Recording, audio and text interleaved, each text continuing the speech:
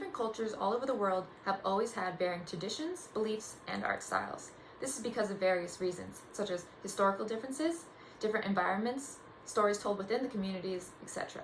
Today, I'm just going to focus on a specific art style from a specific culture, and that is Tlingit formline. Let's start off with my credentials. I'm an Alaska native, born and raised in Southeast Alaska on the island of Prince of Wales, where a large community of primarily Tlingit and Haida people reside. And also, growing up, I have taken native art classes in school and in my free time. So now that I've established my credibility, let me inform you about Alaska native art, specifically Tlingit art, the basics of formline, the steps of formline, and how and why it differs from other cultures' art styles. Formline is a design style used in Northwest Coast indigenous art, particularly by Tlingit, Haida, and Tsimshian peoples. It can be used to tell stories, to show cultural identity, depict historic events, and convey beliefs. Formline, in very basic terms, is a continuous line that depicts what artist wants it to do. It varies in thickness and is more curvaceous than it is angular. Now, it may look like formline could have been done in just one go, but actually, it's comprised of different pieces stuck together.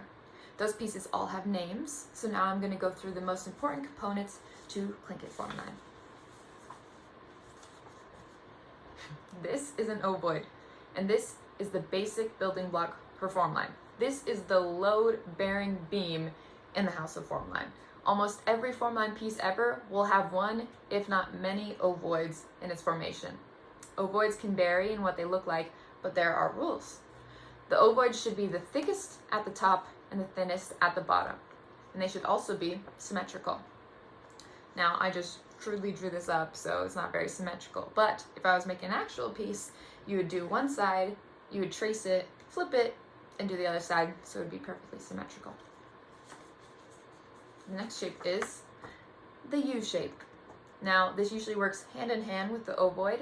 It provides design flow and can form many different parts of a piece. Like the ovoid, there are many different variations to this, but also like an ovoid, there are rules.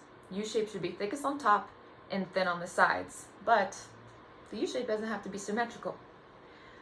They are also usually always connected with other design elements. Now, I think that with all the rules in formline, it can seem a bit intimidating, even to me sometimes. So there's this quote that I really like that makes me feel a little better from Robert Davidson in the book of Learning by Design by Gilbert Clark that says, Davidson has compared the formline system to the alphabet. After learning its essential individual elements, the artist can use them expressively, an endless number of combinations. The only limitation is the creative imagination of the artist, not the system. And when I first read that, I felt like super relieved just because it really takes a lot of weight off your back that when you know the rules, you can actually break the rules. And the last component I want to go over quickly are the reliefs. These are the reliefs. Now, they all have their own names, but for the sake of time, I'm just going to bunch them all together because they all serve practically the same purpose. A relief's job is to, as the name implies, relieve the form line. That means that by adding these shapes, it provides more visual interest and helps define the edges and other design elements. Now, the shapes that I just shown you aren't just thrown around willy-nilly, which you're probably catching on to by now. They all have a proper place depending on the design that you plan on doing. So that we can all understand what I just talked about, I'll show you one way that you can design with some form line.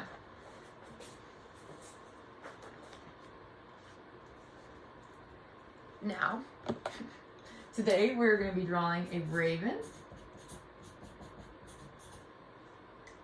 And right now, this is just a basic head shape. You can make a lot of different animals based off this with just different characteristics and different tweaks to the design. So as you can see right here, I mentioned that earlier, that is an ovoid. That is the main center of our piece. So to make this a raven, as I said, it needs some characteristics. So first, we're going to add a beak, and it's going to be straight. Compared to if I was making an eagle, right down here would be curved.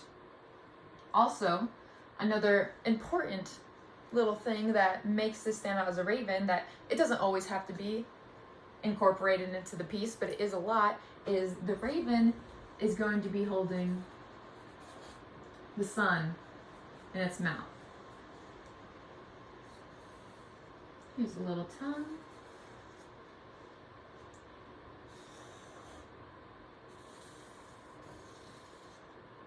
Now, the raven is holding the sun in its mouth because of history and past stories that have been brought down from generations.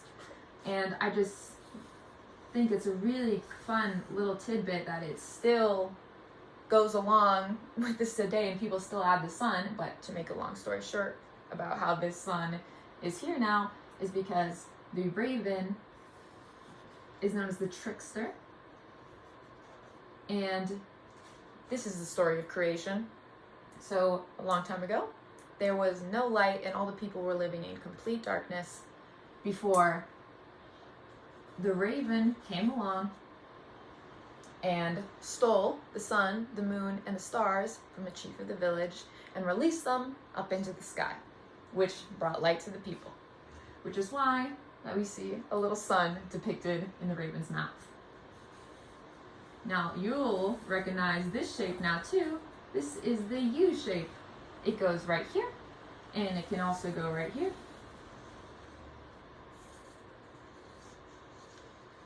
And right here, I'm going to put a little relief point. Now, this is just a very basic raven. You can get a lot more detail than this, and I'll put up a picture that's like what it's actually going to look about once it gets filled in with all that color. But that is how you could use some of the elements I just showed you into making a formline Tlingit piece. Now that you understand how formline looks and how it's made, let's talk about the differences it has from other cultures' art styles and why and how those differences may come about. Earlier, when I was talking about the raven design, I mentioned the element of the sun that stuck with the Tlingit formline because of the stories told. Each culture has its own specific moments and reasons for how and why they make art the way they do.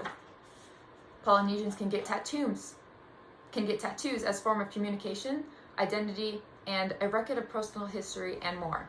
While Tlingits use formline in many of the same ways, the application was different because of the environmental differences.